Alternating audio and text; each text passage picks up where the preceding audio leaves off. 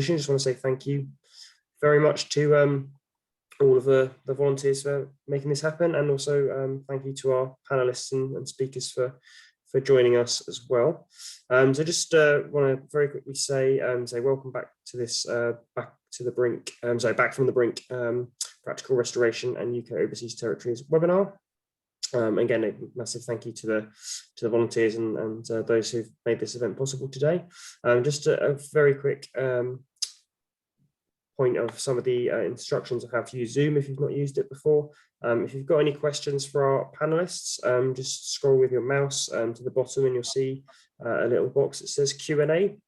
Please use that to send in any questions to our panelists, and they will be able to see that, and they might be able to either type the answer live, or they might be able to bring you in from off mute, so you're able to explain your question a bit more if needed, and they can answer your question live. So please do make use of that facility. This event is being recorded as well, and the link to the recording will be sent around to every attendee in the next couple of days once we make it available, and you'll be able to look back at any bits that you might have missed, or there might be some useful information there you want to refer back to, so you'll be receiving that as well. But yeah, just want to say thank you very much, and hope you enjoy the presentations, and I'll hand you over to the convener of the UK Overseas Territories SIG, Katie. Thank you very much, Drew, and thank you very much for the introduction. Good afternoon. It's a very warm welcome from the CIEEM Overseas Territories Special Interest Group. My name's Katie Medcalf. I'm Environment Director at Environment Systems, and it's my privilege to be convener of the OT SIG. This webinar is to celebrate the importance of the overseas territories in terms of their biodiversity, and to showcase 2 successful restoration projects. We will run the 2 talks one after another, and then have 20-minute discussion section. Any questions you have, please type them in the Q&A box, which is in the bottom at the centre of your screen. Just type them as they occur to you, and then we'll use these in the discussion at the end. If you'd like to introduce yourself in the chat, please do so. This brings us to our first talk. This is a reel back from the Brink study. The cahao, or Bermuda Petrel, was thought to have gone extinct. In 1950, well, in about 300 years ago, in 1951, a few pairs were found on a tiny weeny islet. And this is the story of their amazing recovery and the conservation effort that's gone into it. I'm going to run the slide deck, and it gives me great pleasure to introduce Jeremy Madras from Bermuda, who is running the conservation effort for the petrels at the moment, to give the talk. So I'm just going to share my screens and check that the screen share is going well, and then we will begin. So let me just do the technical stuff.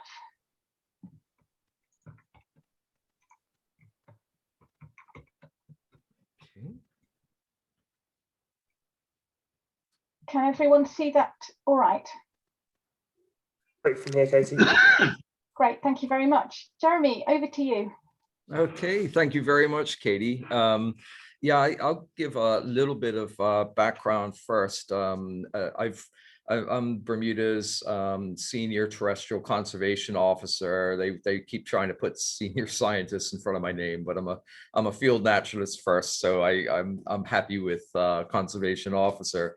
But I've actually worked with the cahao and with Nonsuch Island, where it's become the nucleus of restoration efforts now since 1984, believe it or not, long time now.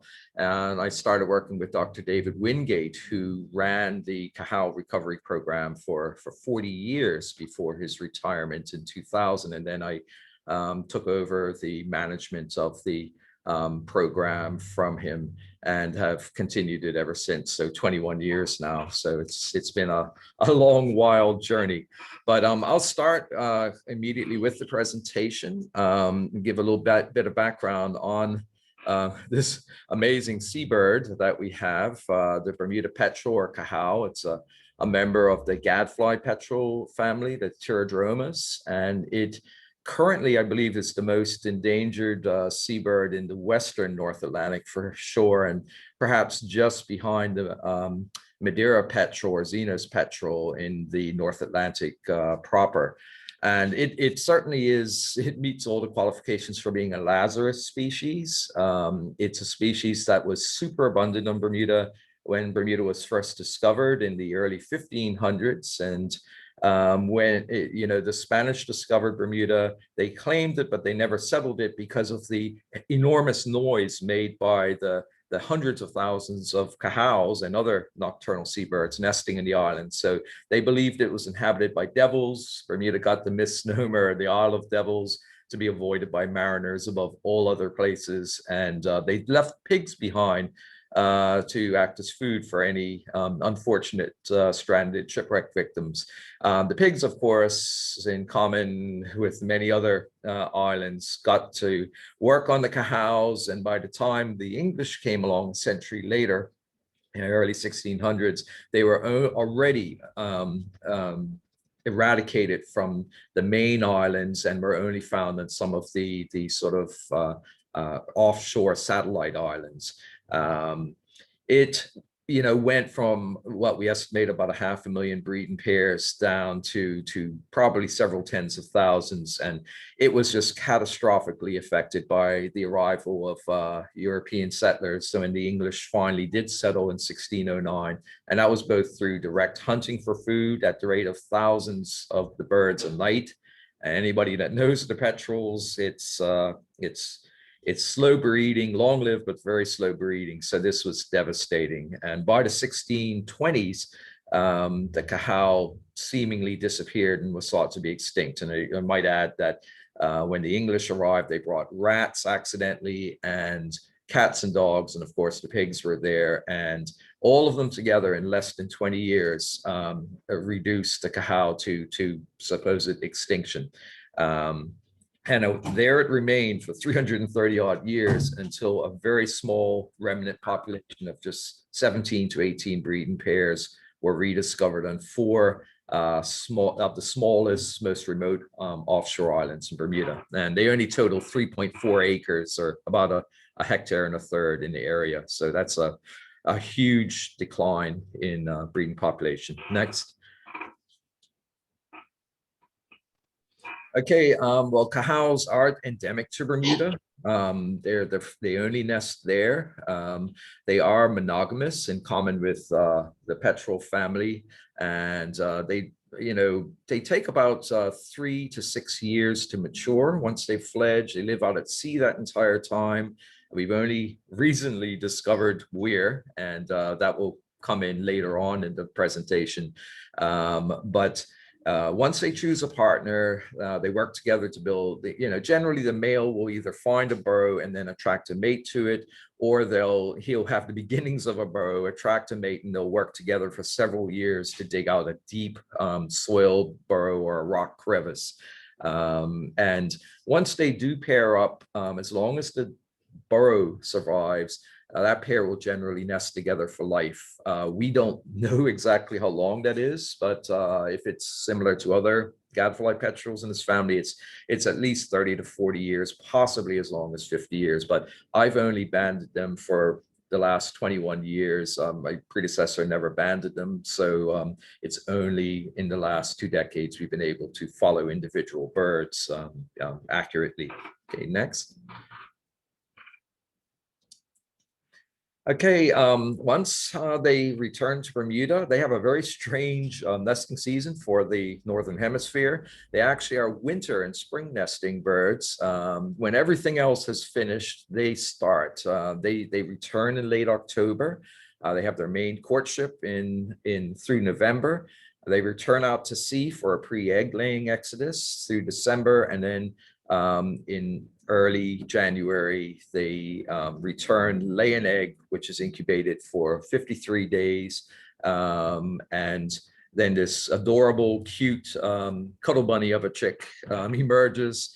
And it takes 90 to 100 days for these chicks to develop and eventually fledge out to sea. And fledging takes place generally between late May and mid-June. So we've only just in the last few weeks seen the last of them go away after a long 7-month period of managing the species. And this program, they're under such threat on Bermuda, which is one of the most densely populated offshore, isolated oceanic islands in the world. We have a population density of about, it works out to about 3,500 per square mile. So it's only on some of these satellite islands where a species like this can survive that we can manage and eradicate mammal predators and control human access. So, we literally manage every single breeding pair of this species, and we have done so for many decades now. And a lot of work, but it has borne real fruit. Next. Okay, we have a full recovery program for the species. Every Cahal chick that we can manage, now about 80% of the population now resides in artificial concrete burrows. And this is mainly because the little remote rocky islands that they nested in are just that, they're rocky. They're so small, half an acre to an acre in size each, and so low elevation, all the soil has been washed off by hurricane waves, which can completely submerge the islands every few years. Luckily, during the period when they're not breeding, they seem to have adapted their whole breeding season to be neatly outside of the hurricane season. They start nesting just after hurricane season ends, and they finish nesting just as hurricane season begins. It's hard to believe that's a coincidence, but it certainly is a major factor in their survival.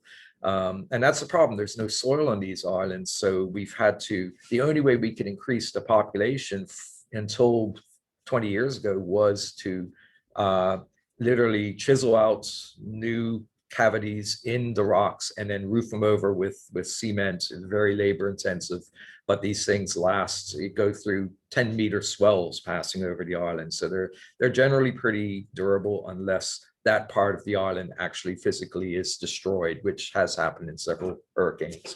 Okay, next. Okay, well, the chicks, I'm just going through a bit of the life history first before I go into the management, but the chicks hatch with a layer of natal down, which is very thick.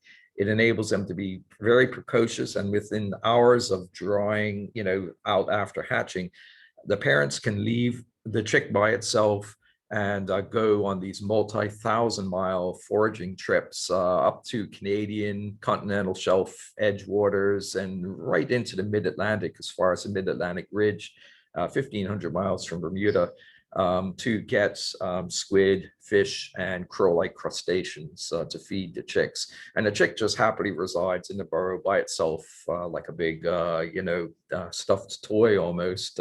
They start very small, they become cantaloupe-sized.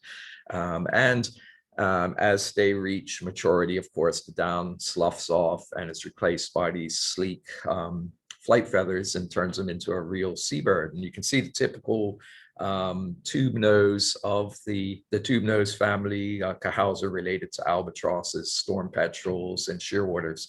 And they're the mid-range, I guess, in size, so just over 1 meter wingspan, but quite small bodies. So they're very albatross-like. They have these enormous big wings with a relatively small body, and that's the secret, I think, of their amazing travel ability. Okay, next. Okay, so I mentioned a little bit that I sort of worked part-time with Dr. Wingate from the mid-'80s on. And he was really instrumental in preventing the extinction of the species after its rediscovery. There were only 17 to 18 species. Their breeding success was abysmal. There were only 7 or 8 fledgling chicks being produced by the entire species every year, of which maybe 2 or 3 of them actually returned.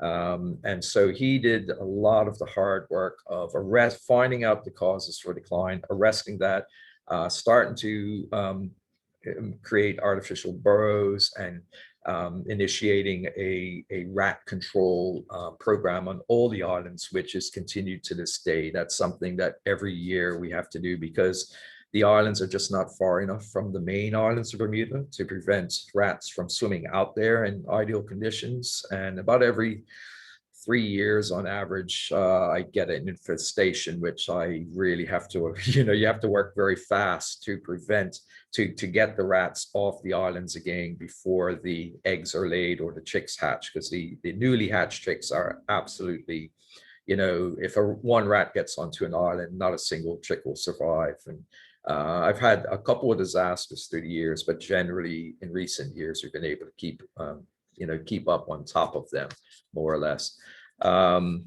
But what I did when I took over from Dr. Wingate in 2000, I basically reviewed threats to the species and the status of the whole population.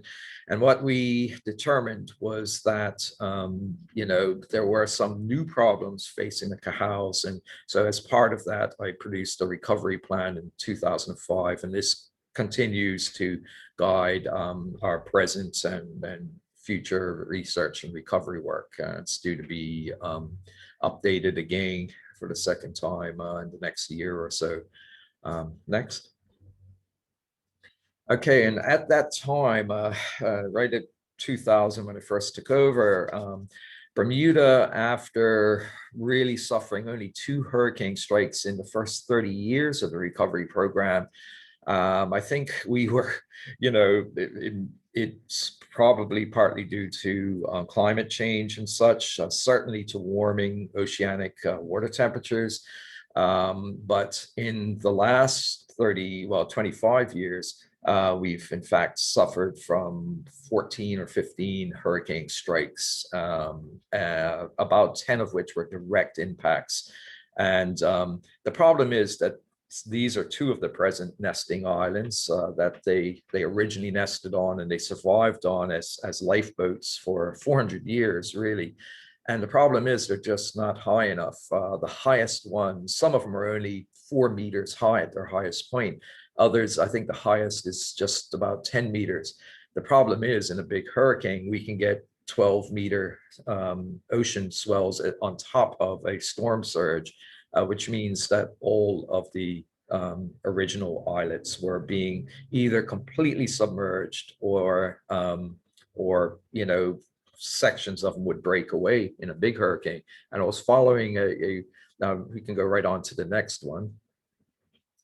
I was following a particularly bad hurricane, Hurricane Fabian in 2003. We had winds up to 168 miles an hour. I don't know what that is in kilometers. And we had a 5-meter storm surge with 12-meter waves on top of that. And so these islands, which are right on the edge of the reef line that protects Bermuda, absolutely got hammered. And 3 of them submerged, 2 of them partially collapsed. And so, we really, at that point, I determined, look, if we don't get these guys off these small rocks and onto a larger island, we're going to be going backwards. If we lose the 2 most fragile islands, our population will be in decline and we may not be able to pull it back. So we'll go to the next slide. So what I really determined was that the solution was to establish entirely new nesting colonies of Cahows on the larger, higher islands, some of which are fairly nearby, and they're much safer from hurricane flooding and damage. They're much more elevated. Nonesuch Island Nature Reserve is right in between all 4 of the existing islands, and that's perfect. So, it's much larger and higher in size, and it's already managed as a nature reserve. There's an ecological restoration project going on that was initiated by Dr. Wingate in the 1960s. It's still ongoing, and it's transformed Nonesuch Island into a living museum, we call it, of what pre-colonial Bermuda looks like. Now, the rest of Bermuda, the forest cover was completely stripped off. It now is dominated. 95% of our vegetative cover is introduced species, most of which are pest and invasive species. So we're probably one of the most highly modified ecosystems on the planet. And I kid you not, it's a challenge working on the mainland, what we call mainland nature reserves. But these satellite islands still are manageable, and we've been restoring a lot of them, and some of them were still quite pristine. And so basically, to address this threat, of losing the small islands, I initiated plans to try and get seabird colonies on them. And after a study trip that I carried out to Australia in 2001, I looked at seabird colony establishment techniques for the Gould's petrel, which is a related gadfly petrel species. Nicholas Carlisle and David Pradell were instrumental in arranging this, and this program in Bermuda would not have taken place without them. And so after that, I came back convinced it could work for the Cahao as well. And so between 2004 and 2008, a 2-year translocation project, I moved 105 near-fledged Cahao chicks from the 4 original nesting islands. And you have to monitor the chicks literally from the time they hatch right through their development. There's a 3-day window in which you can move them. If you move them before, you're just really multiplying your work. If you move them after, they've already started imprinting on their original island, and so they just won't return back to the new place you're trying to get them to. And we moved them from these islands to a complex of artificial concrete nest burrows on the Nonsuch Island Nature Reserve, which is all within a kilometer of all of the existing nesting islands. Okay, next.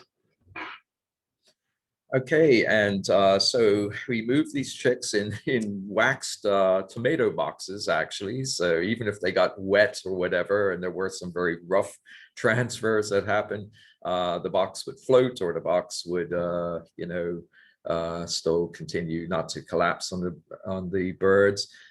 They were moved into their new adapted houses, and they were fed daily on squid and fish until they fledged to sea 3 weeks later. And the ideal time for moving them is about 18 to 21 days before fledging. And it took quite a bit of study, 3 years of study to get to that point. And then there was some opposition to it as a new technique at the time, which it was, being very risky to that. But yeah, after Hurricane Fabian ripped those islands apart pretty well and caused a lot of repair work to be carried out in a very short period of time just to get most of the nests repaired there. And we did it, but I wouldn't want to do it again. And so that really accelerated this program and did it. Next. Now, if they're moved at that right time, that 3-day window, they will imprint on the new location instead of the original nest site. It's just a matter of stuffing the freshest squid and locally sourced anchovies that you can find, and vitamin supplements, possibly electrolytes if some of the chicks we got were fairly dehydrated, because not all of the breeding pairs are good parents and such. And so we basically stuffed them full. We actually stuffed them right to departure. So that's our translocated chicks were fledging about 30 to 40 grams heavier. And what we found was that, they fledged out to sea normally, and the males returned 3 to 4 years later. They returned first generally. The females generally 4 to 6 years after fledging. And lo and behold, one night in February 2008, sitting on Nonsuch Island, we had a sound attraction system going. We just, as insurance and such, as it turned out, we didn't need it, but sitting on Nonsuch, and I had Cahows come over, and that had never happened on Nonsuch Island in living memory. And later that night, some of them started landing, and the first one that landed walked over to me and climbed up on my lap, because they tend to climb up until the highest point that's nearby. And I gently caught it, turned it over, and sure enough, the ID band on its leg showed it was one of the translocated birds, and it had fledged from a burrow that was like 1.5 meters away from where I was sitting. And that's when I thought, well, this just might work. Who knows? And it has worked. And almost 50% of the translocated birds over the next 10 years eventually returned, most of them to Nonsuch, a few to the original islands. Okay, next. Long story short, this project, it was a really almost 10-year period of from start to finish. And but it ultimately was successful beyond our hopes, I guess. With, as I said, almost 50 of the translocated chicks. Actually, we hit 51 eventually of the translocated chicks returning to Nonsuch as adults. We had our first breeding pair in a burrow in 2009, and that same year they produced the first naturally hatched Cahal chick to be seen on Nonsuch Island since the 1620s. And I don't care what happens in the rest of my career, but that for me, that was the red letter moment. So I don't think I'll ever exceed just the feeling of joy that I had for that as a 1 decade work, you know, to see the birds return to one of their original nesting colonies. Nonsuch was a historic breeding colony, but they were wiped out from there as a you know, an island that was regularly visited by the settlers as by 1620 or so. So that colony has now increased this year to 29 breeding pairs. We have 6 additional pairs that have colonized and should produce their first eggs next season. So it's already become the 2nd largest breeding colony of Cahals on the planet. Only one of the original nesting islets has a breeding population bigger than that. So next. Yeah, so this first project was so successful that during the 2013 nesting season, I decided to initiate a 2nd translocation program at the other end of Nonsuch Island. It's a much bigger island, so rather than put all my chicks in one basket, so to speak, I thought that I would you know, establish a 2nd foothold for the species on that island. And if some unforeseen disaster happened at one place, there was a 2nd colony site. And if they both did well, eventually they could merge into one giant nesting colony that covers the entire seaward side of Nonsuch Island. And so we moved a smaller number of chicks over 5 years, 67 chicks, still a challenge. I remember because we were installing a solar power system on the island at that time, and all the extra workers and boat traffic coming across. We had a huge influx of rats at that time. Rats, as many of us know, are lethal to seabird chicks of any size. And so it was fighting the rats on one side with multiple layers of traps and bait and everything else. And at the same time, trying to raise all of these chicks, and it was successful. We lost none to rats. We did lose a couple to other causes, including a wild honeybee hive that set up shop in one of the nests. But most of them, I think all but 2 survived and fledged successfully. And within 4 years, we already had our first returns. And so I think as of this year, they're still returning, and they will be for the next several years, but we've already had over 20 that have returned. And of those, I believe about 14 have settled on Nonsuch and the others on other nesting islands. The females tend to move around a lot, and they'll often settle with a mate on a separate island, but the males, it's about 87% of them return to the island of their birth, usually nesting within meters of where they actually fledged from. It's one of the neat findings that's come out of this project. And so we have 7 established breeding pairs at the 2nd B site, and 3 more establishing pairs that hopefully will come online next year. Okay, next slide. Jeremy, we're getting a bit short on time, so you might have to stop. Okay. Okay, well, I'll go through real quickly for the final ones then. Sorry, I've been going a little bit over, I know. Okay, so anyway, to bring it up to speed, basically these 2 colonies, as of 2021, have already produced 102 fledged chicks, and of those, I think 18 or so have actually returned, and so the colony is now self-sustaining. Okay, next.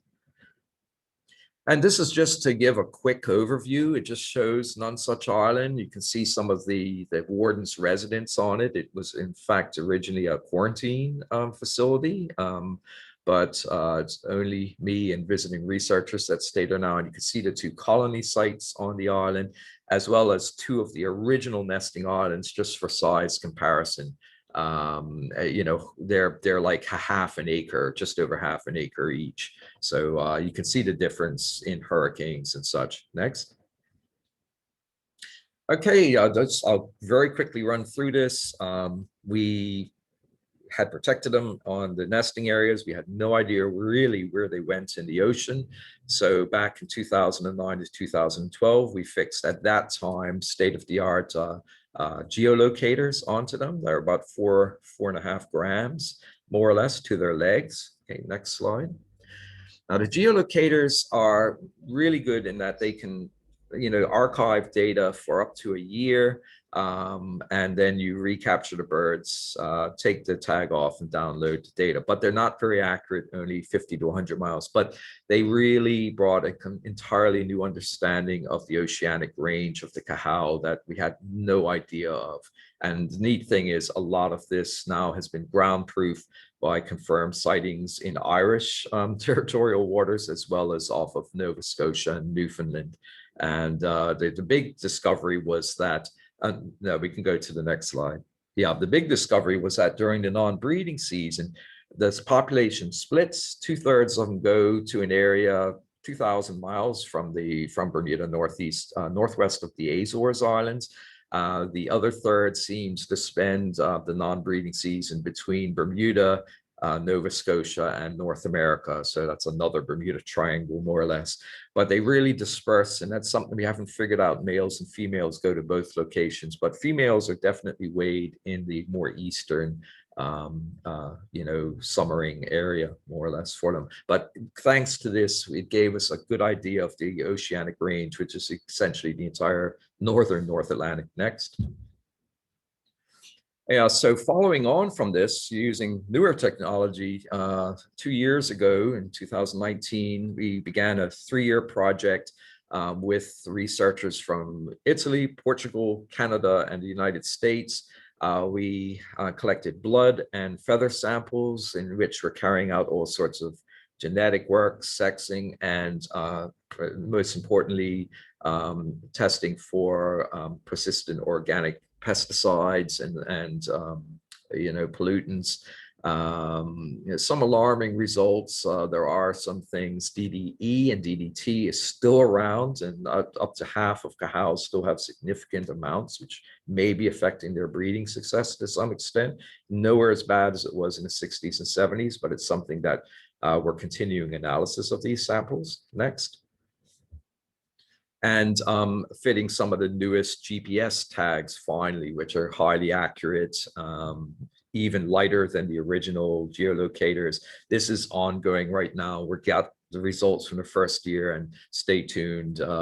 We've found some pretty amazing things. It may actually lead to the Cahal being declared on Canada's protected species list or endangered species list, because we've now proven that they spend significant time in Canadian waters. You know, during the chick rearing period. That's one of the places they go to find food, on the edge of the Canadian continental shelf. Next. Next slide. Yeah. Okay, and one of the primary objectives of the program, of course, is public outreach and education. Normally, this includes school and public tours, mainly school tours to Nonsuch Island, where we actually give people the chance to see Cahals when we take them out of the burrows for health checks and weight checks and such, both chicks and adults. This, however, hasn't been possible for the last 14 months because of the ongoing pandemic. We're hoping to start tours on a limited basis this fall, around October, November. We have a couple of groups scheduled to come out. But the real thing was the next slide. And that was the introduction several years ago of infrared live stream burrow cam technology. And JP Ruja, one of our partners here in Bermuda, was really the guy that first of all made a camera out of a GoPro, I think it is, adapted it for infrared use, and very much as we call it here, bush mechanicked it into working really well. And then we formed a partnership with the Cornell Bird Lab, who sent us, improved cameras. And so for the last since 2015, we have carried out live streaming from inside nest burrows on Nonsuch Island. And we do that every year between October and June. And,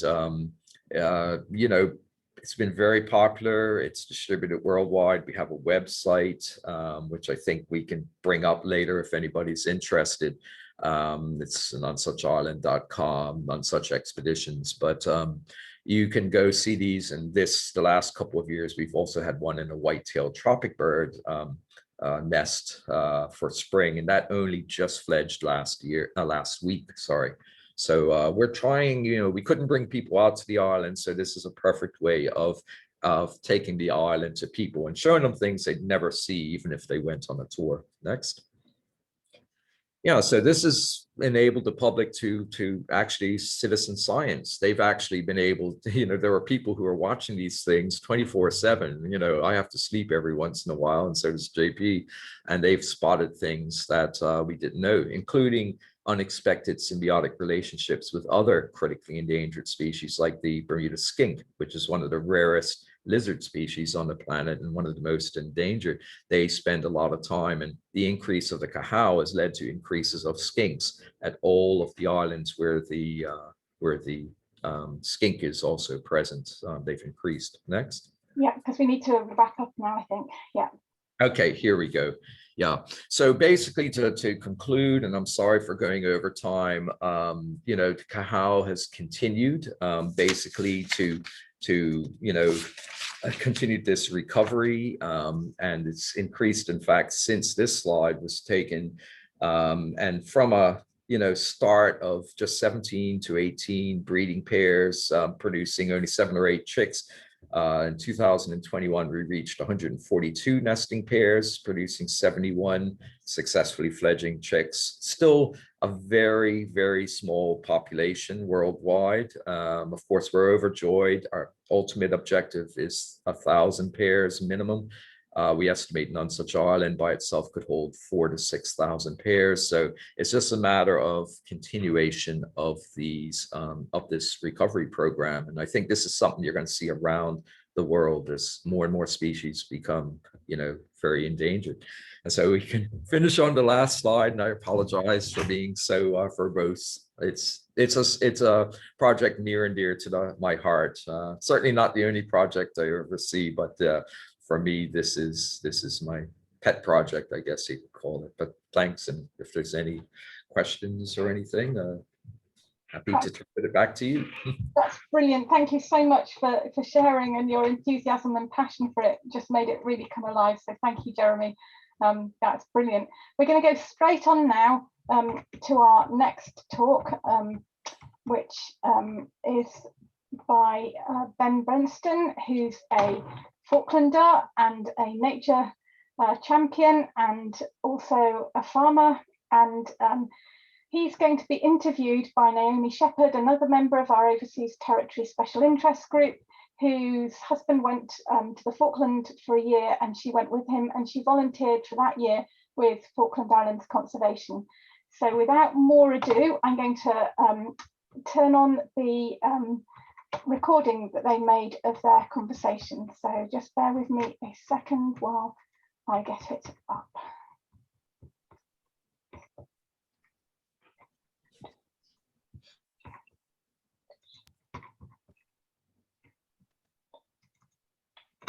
Okay. Hello, it's my pleasure today to bring you a presentation about tussock grass restoration from the Falkland Islands. Ben is here to talk to us. He's from Elephant Beach Farm in East Falklands. Over to you, Ben. Yeah, we're way down in the South Atlantic, off the tip of Argentina and the Falkland Islands. And I'm going to talk about tussock grass restoration in Elephant Beach Farm and Cape Dolphin Farm. Next slide. I actually got to own Elephant Beach Farm in 1998. Took on the farm after being a butcher in Stanley for 7 years, and decided to go back to farming because I was born and brought up in farm work and shepherding. And managed to buy the farm, so I went back out to farming. My initial aims, involvement with land restoration actually came out of a grant from FC back in 1998, I think it was. We actually got a little grant to fence off an area for tussock restoration, and we put the fencing up, and it was sort of like a dream from there to actually start regenerating tussock grass back to the actual coastline as it would have been many years ago before it was grazed out. Next.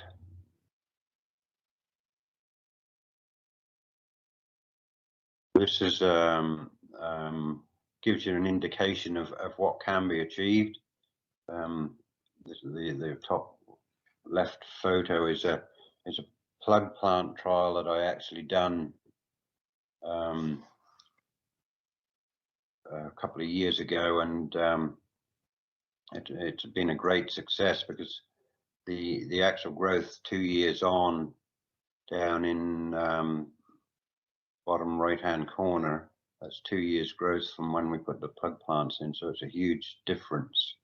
The in the top right hand corner is after many years of non-grazing in these areas, and natural species are actually starting to grow back. It's showing wagon couch and wild celery growing up there, and these species are starting to creep back on their own. And in the bottom left corner, it sort of shows where from 2000, I think, when we first done our plant down in the rustling grass plantation, how it looks now. Next one.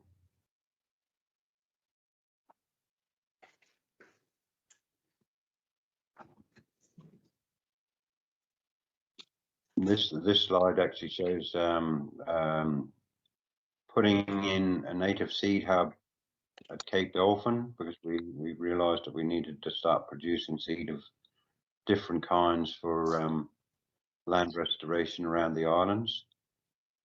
And the other part is our initial trial with plug plants that because we were having a little problems with tillers not actually taking so well, I thought if we could grow plants from seed and get a better root structure on them, put into areas, maybe they would actually grow better than the actual tillers. So I guess I better explain a tiller. A tiller is a root that you pull out of one of the main big bogs of tussock, and that's been a traditional way of planting tussocks over the years. But I'm actually finding a lot of success with using tillers as well. Next one.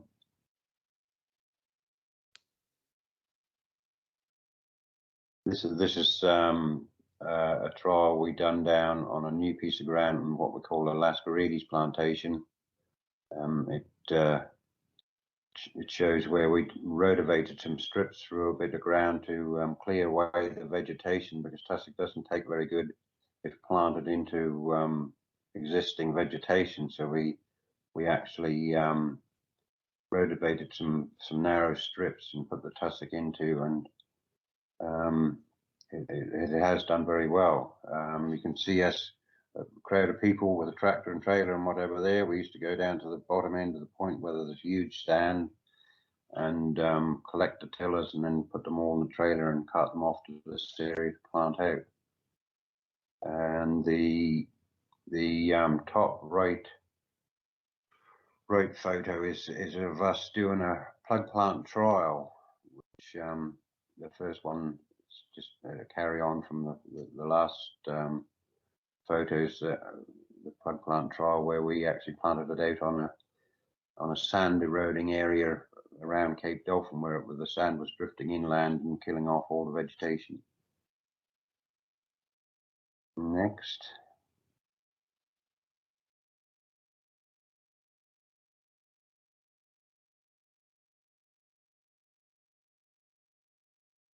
These are the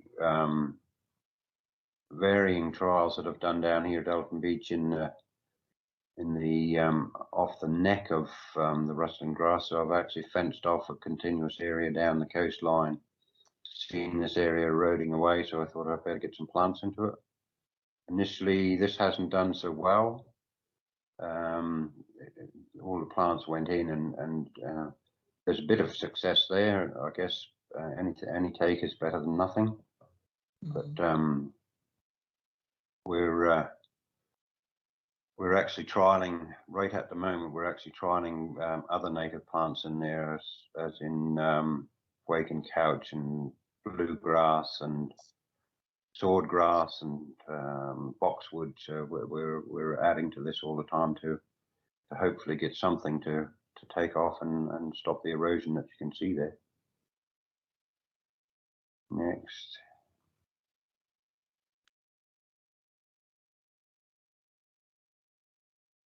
This just gives an indication of what success can be. The top left there's the cattle grazing. This is going into the Cape Dolphin Tussac point that I basically graze only for 1 or 2 months during the winter, and the rest of the year it's expelled from grazing. So the variance of the diversity of plants within that section now is becoming very heartwarming, actually, to see everything coming back. But the main tussock stand itself is spreading dramatically and coming back up over cliffs from where it used to be. The bottom left is visitors coming out that's probably been helping with a tussock plant or something, and we always take them on a wildlife tour after doing the job, which makes them very happy. Top right is the Conservation Watch group. They always come out every year, and I host them every year to do either a tussock plant or a beach clean or something to do with the environment. And a bit of tourism stuff in the bottom right is people out visiting the area and getting a guided tour around the land that's being restored and seeing the wildlife. Next one.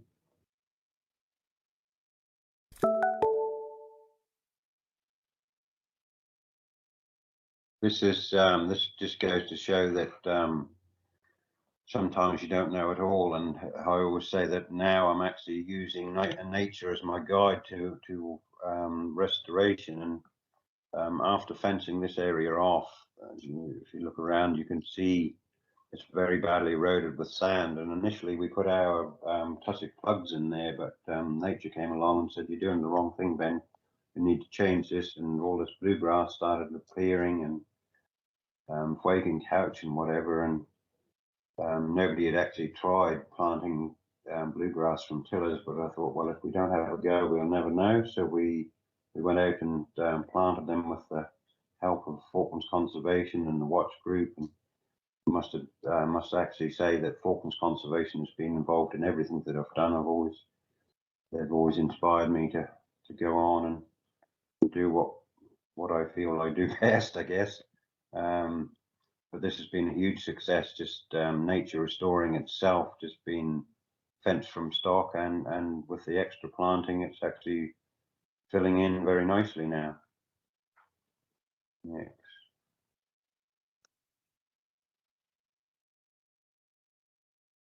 And this photo is I always call it this is me standing looking into the future, because if right to the right of me there, the tussock grass did not exist there. This is a Cape Dolphin point, along in front of me there, it was just bare soil. And one year I put a whole load of cattle in there and just tramped the ground, and it broke up the hard soil that seemed to be dead and wouldn't allow anything to grow into it. And the following year, this is what it appeared, and just became green again. So it's been heartening to use this as a winter food for finishing the beef, but also using them animals as a management tool to actually prepare the ground and help the spread of the tussock. So it's a hard one to manage, but you just got to keep an eye on what you're doing all the time. Thank you for listening, and any questions?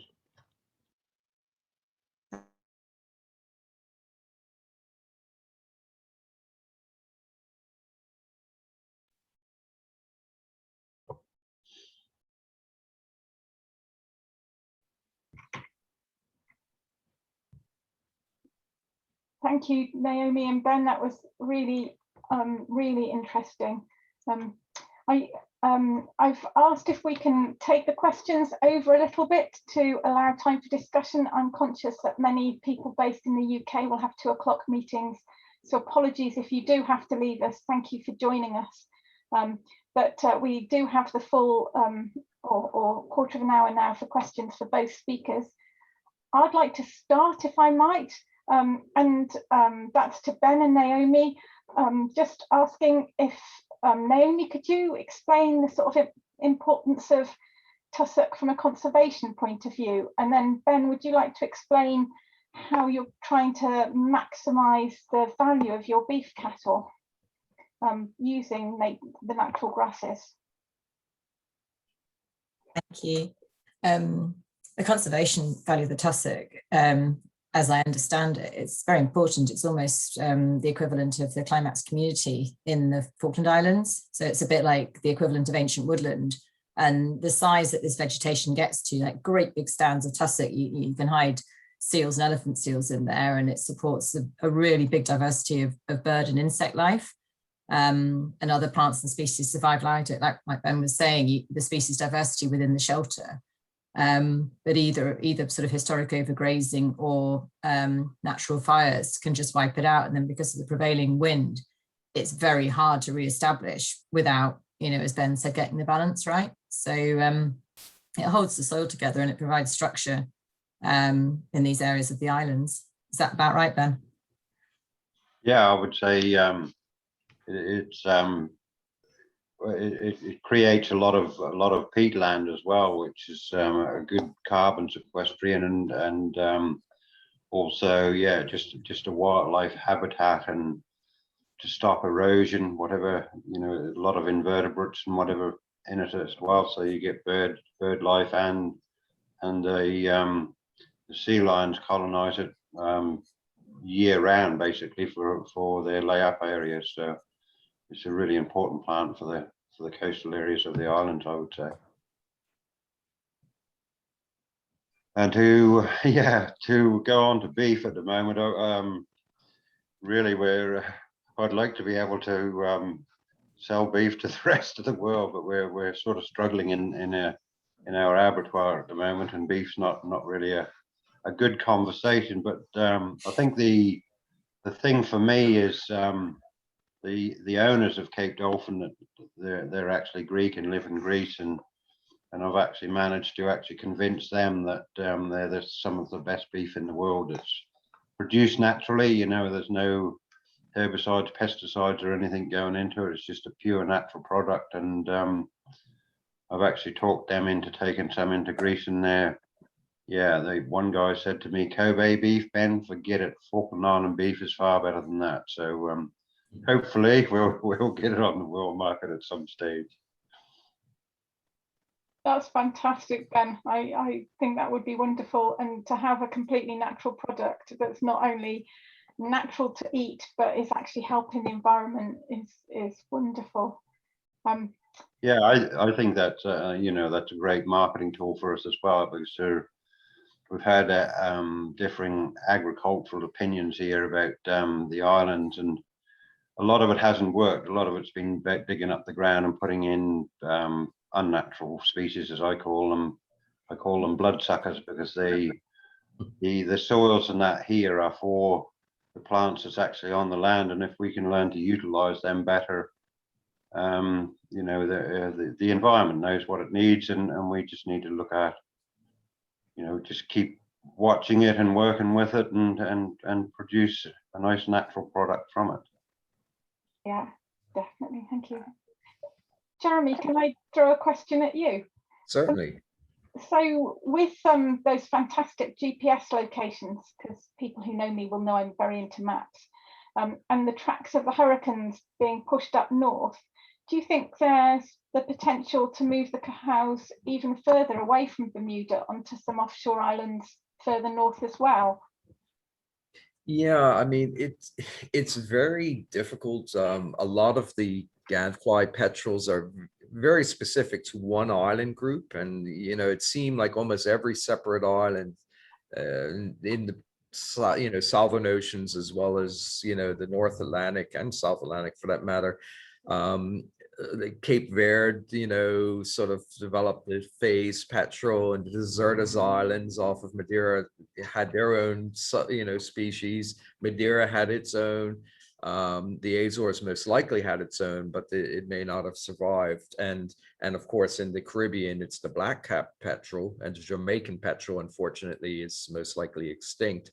But they're so specific to each island, and I can tell you, it's so much time and effort involved in moving them, even like a few hundred meters or a kilometer. The logistics of doing that are so because it's all important. You only have about a 3-day period to move them to get it right, so that they're going to imprint properly. Otherwise, it doesn't matter where you move them to, they'll end up right back at their original site that they nested at. And as I found out, in the first trial year, we only had, we had none of the ones from 2004 that ended up going back to none such. I think one did, but the rest that did return all ended up at all of their original islands that they'd originate from. And it was just because I needed to tweak that by just a couple of days. So I wouldn't want to say it's impossible. Almost nothing's impossible if you've got enough, if you've got enough enthusiasm and money and such like that to do it. But I mean, you literally have to hire a private jet to fly them fast enough. Like I say, it wouldn't be impossible, but it would be exceedingly difficult. And even then, after you went through that, you may not be successful in that, and you may be putting them into something. First of all, it has to be mammal free. That's why they're really somewhat limited to the Castle Harbor Islands. A group of we've actually got them on a 6th island now that is right next to the biggest original nesting island, like literally, 50 meters away from it. And they colonized as their population reached a certain point about 5 or 6 years ago. We have a very small colony so that's a natural thing, but it's literally 50 meters. So moving them like to Sable Island, and I'm just throwing out a thing, off of Nova Scotia, for example, that's 800, almost 900 miles north. I wouldn't fancy the logistics. You'd have to fly them up in private jet to Nova Scotia and then out by helicopter to Sable and keep them alive and healthy the whole time. And they are very sensitive. So I wouldn't want to say it's impossible, but I wouldn't want to try it. Let's put it that way. I think it's, when we perfect Star Trek beam me up Scotty transporters, that would be the key thing.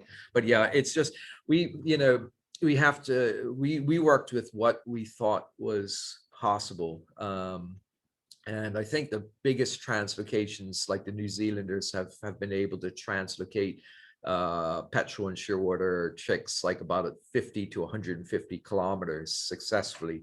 But they'll tell you it's difficult, and that's what we based our techniques on, Australian and New Zealand techniques, really. The translocation, they were the real pioneers in that.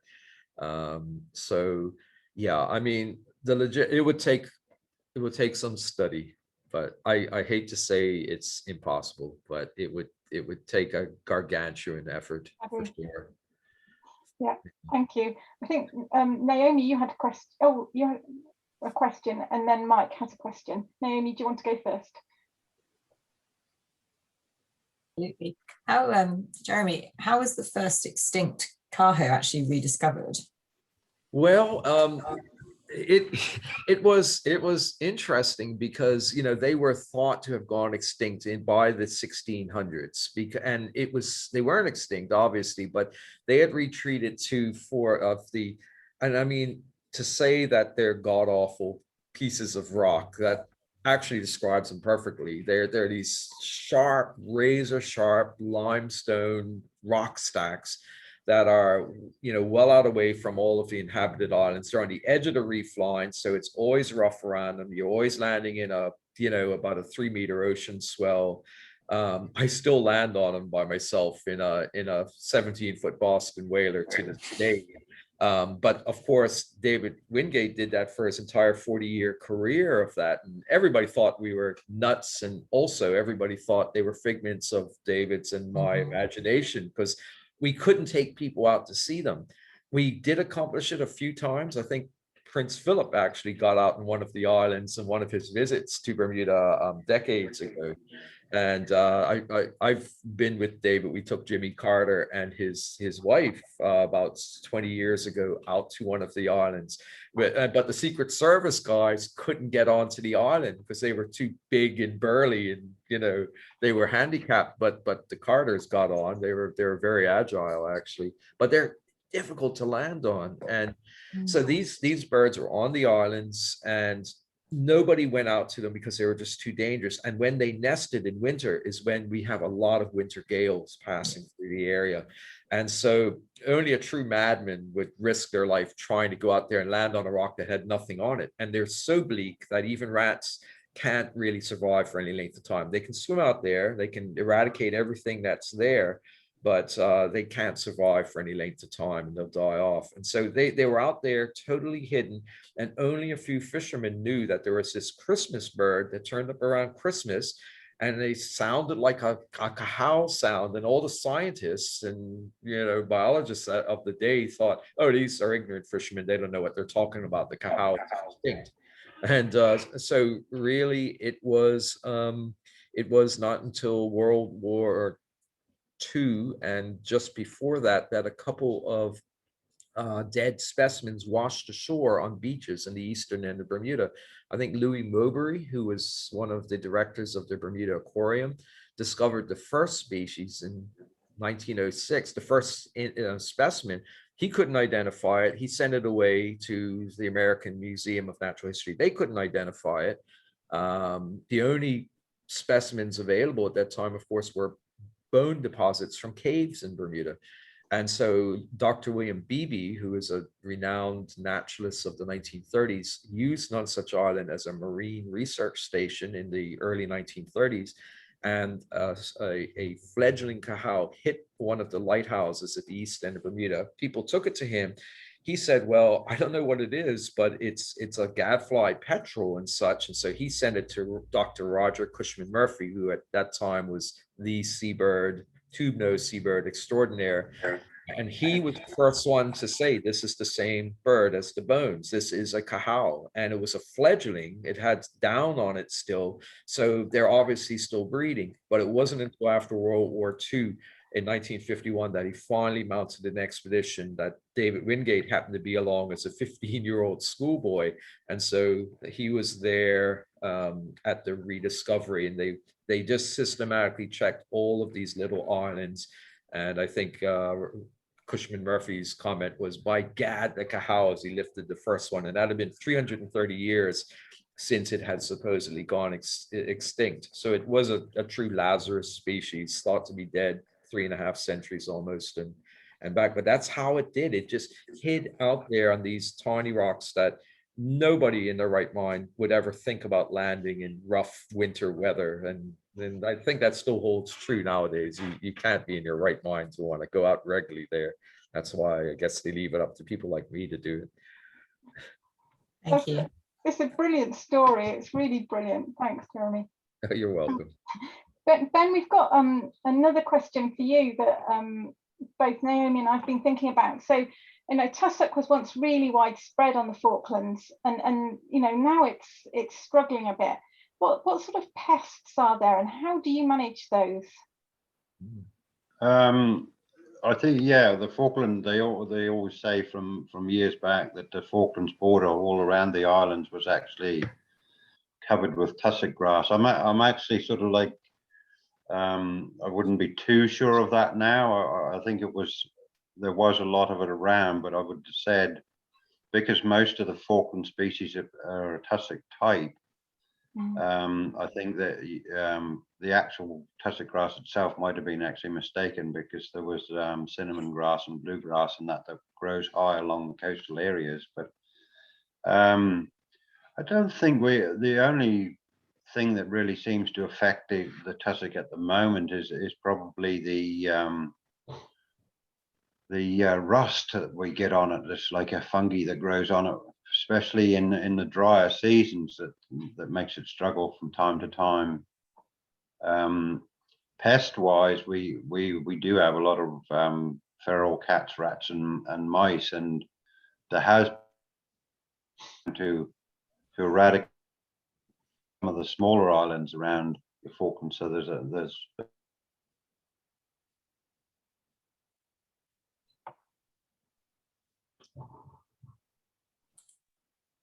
the internet there. Yeah, the Falkland internet, the famous Falkland internet. Hopefully Ben will be back with us in a minute. Naomi, you were saying when you were out there, they had to do quite a lot of fencing against hares as well. Yeah, I understood that. Is that still a bit of a problem, Ben? You back with us? Yes, it is. Yeah, that's one of the things that I've when I done my last plug trial, I actually ring fenced it with a wire netting to keep, just as a trial. I got funding from the environmental department and done a trial, and yeah, it made a big difference. The growth in the plants was phenomenal, because we had some outside the fenced area as well that were nibbled to the ground pretty much, and the ones inside the fence got away. So, but that's only an East Falkland problem. They don't have hares on the west, so they have a lesser problem with that over there. But yeah, they are a pest as well. Do you think historically the bare ground that needs restoring, was that due to overgrazing and inappropriate stock management, or do you think it was more kind of fire and wind erosion? No, I would say most of it would be from overgrazing. You know, there's reports. I've got a report here by a guy called Hugh Munro from 1924, nearly 100 years ago, saying how the devastation to the vegetation here through the grazing system not being managed properly. And yeah, I would say there's a combination now of probably a bit of climate change, but most of it would have been from overgrazing, and still is happening. You know, we've just had our Farmers Week here in the Falklands this last week, and we actually done an environmental presentation there. You know, how are we going to manage our environment with climate change, and making people realize that we need to do things a lot differently to what we've been doing in the past. So hopefully we'll make inroads. Is Tussac quite capable of surviving drought? Because I know that's becoming more of a problem. Like, it's just sort of less precipitation, less water. Do you think that will affect it, or is it quite drought resilient? I'm quite confident that it's pretty drought resilient. There's been like some of the plants where I said that some of mine had failed. I think it's just that the soil's been eroding away for that long that there's no life left in the soil. So we need to put a little bit of life back into the soil to actually get it to take.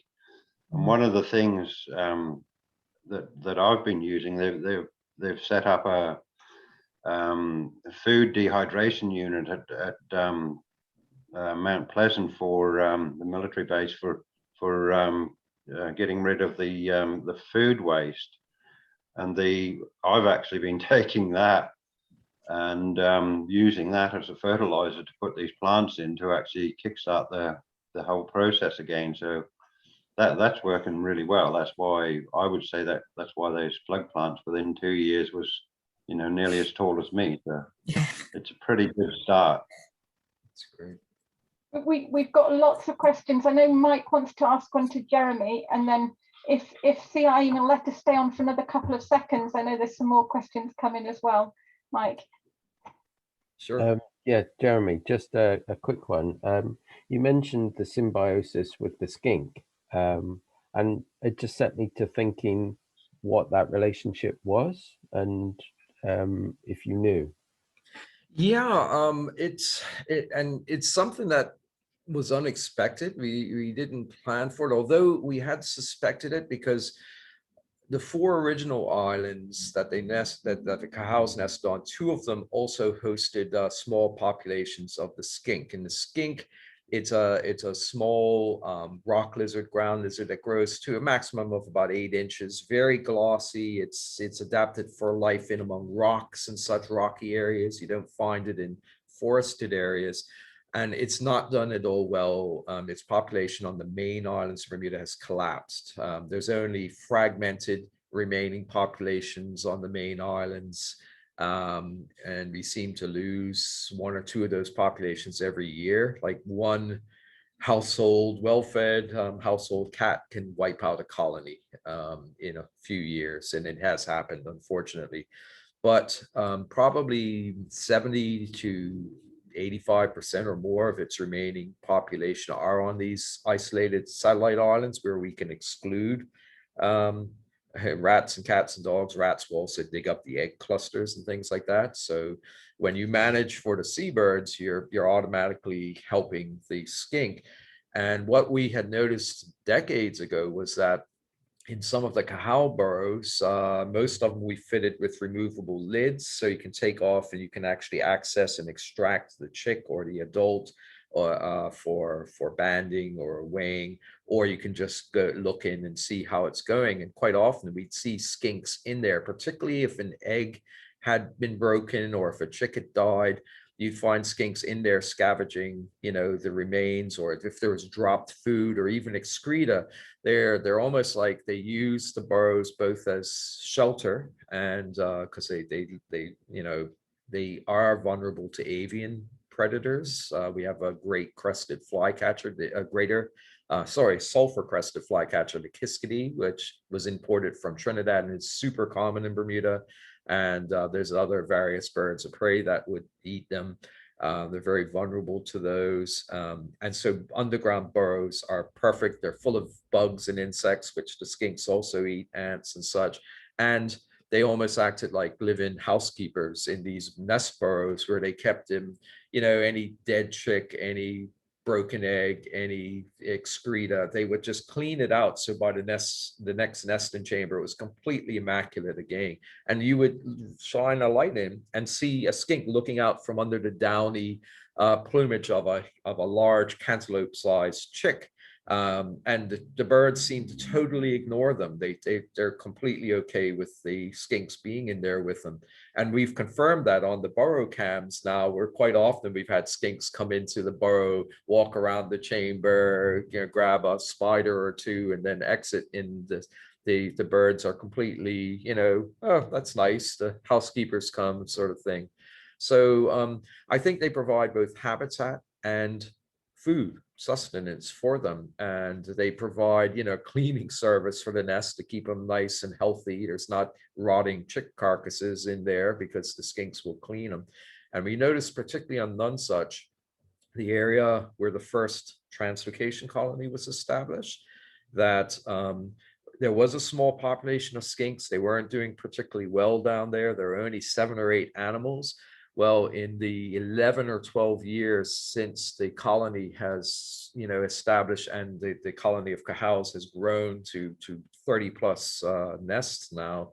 The last survey we did, we estimated the population has increased of skinks to about 50 plus animals in this one area, 40 to 50 animals. And when we put trail cams at the entrances, there was just a constant stream of skinks, both adult and large numbers of juvenile animals, which shows it's a growing population, scampering in and out of the nest entrances. There is an introduced a knoll lizard from the West Indies that's also a Nonsuch. It predates the restoration project there. And the skinks actually seem to cohabitat. There doesn't seem to be any detrimental impact between the two. So yeah, it just seems inadvertently, by helping the Cahal and concentrating on them, we've also found a new management or recovery effort for the skink, which frankly needs a lot of work too, because it's on the verge of becoming extinct from the main islands of Bermuda, and being found only on a few offshore islands right now. That's really brilliant, isn't it? That helping one endangered helps another, and it leads us nicely to what I think will have to be our last question, which we'll put to Ben, which is about native animals that eat tussock. And I know, oh, excuse me, on the Falkland Island Conservation website, it said that tussock they thought was the most important habitat in the Falklands. So, Ben, what eats and lives in tussock? What eats tussock, do you say? Yeah, I mean, we, apart from the cattle that we graze, I don't think really, or cattle and sheep that would graze on it. There's stories of old of sailors were getting stuck on outer islands with tussock on and actually surviving on it, because if you pull a root of tussock out and peel it back right down at the bottom, it's like it's like basically like a very, I don't know how to explain it. It's a bit like a nugget, really. It's sort of like quite sweet and like eating a water chestnut, maybe something like that. They reckon it has a nutritional value, but apart from, I don't think there's any other natural grazers. Probably the upland geese will graze on it a bit, that the native upland geese that here, but it's only actually on the smaller plants as they're grown or coming up from seed. But it is an amazing thing to fatten beef on it. Some of the people that's tasted it, they reckon it's some of the best beef in the world. So yeah, I apart from that, I don't know of any actual local grazers, maybe nesting and all that sort of stuff, but not actual grazers. So definitely support some of the smaller endemic bird species, and like the sort of, you know, entomologist field day, the amount of invertebrate life supported by them as well, I understand. So I think it's mainly a sort of supporting structural habitat rather than a forage source for the native species, and provide the sort of shelter source. Still lots out, isn't there?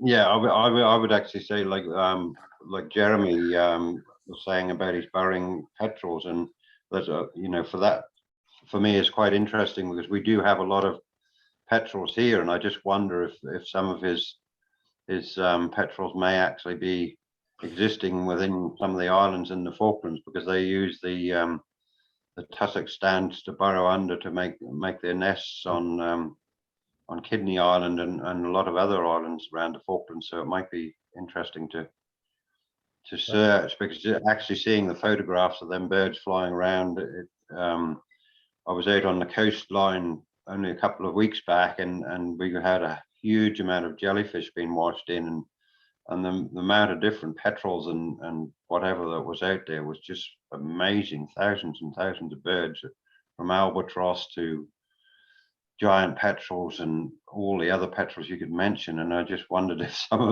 some of the guys that he's working with may have actually been in there. But yeah, it's part of a great habitat for wildlife. That's the main thing for me. I think just the restoration of the land and actually providing a habitat for that wildlife, but you can also manage it and help it with grazing, but it has to be in a very controlled manner, and watch the climate, you know, not to put that pressure on too much. Yeah, That's brilliant. Thank you very much. I am really conscious that time has got away from us, and we're probably now out of time, but it's been a really excellent and interesting session. Thank you so much, Jeremy and Ben. It's just been brilliant, and I do appreciate all the effort you've been to make the presentations for us and get it, especially as you know both so busy. And I'd also like to extend my thanks to the other members of the Overseas Territory SIG who helped pull the webinar together. And just to say that we're always keen to get new members. So if you want to join CIEEM, and particularly if you want to join the Overseas Territory Special Interest Group, please do get in touch. And both projects are the subjects of ongoing conservation effort, and I'm sure they would also be very grateful for your support, and they've both got websites, so if you're interested, please do have another look. And just once again, thank you all very much for a really interesting session, and much appreciated. Thank you. Thank you, Katie. Goodbye. Thank you for letting me partake. And I said to Naomi, I've never done anything like this before, so I hope my nerves didn't get the best of me, but hopefully in a couple of years I might get better at it. And it was fabulous, and to have a land manager who's so passionate about it and so knowledgeable was just brilliant. So really do thank you. Yeah, excellent, and yeah, great. Okay, so Drew, do I hand back? Oh, Christy, do I hand back to you at this stage? Yeah, I think you've said everything. So yeah, massive thank you to everybody, and we will share the recording with you all later this afternoon, and I'll also pop in details on how to join the SIG as well. Brilliant. But yeah, massive thank you from us at CIEEM. Great. Thanks for the opportunity, Katie and Christy. Thanks. Great. Cheers then. Thanks. Bye. Thank you very much.